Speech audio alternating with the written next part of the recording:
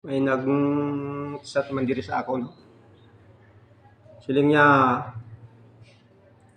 nagabinuang ako diri sagad pindot diri sa ano, sa cellphone. Nagabinuang daw kun ako sa diri sa Facebook. Ay di putang tao ni ho. Amo gid ang budlay sa mga kasilingan bala. Way siyang ginaobra. Way ka pa nga ni kakilala sa akon. Tapos masiling ka nga nagabuwang ako diri sa pagpinindot sang cellphone.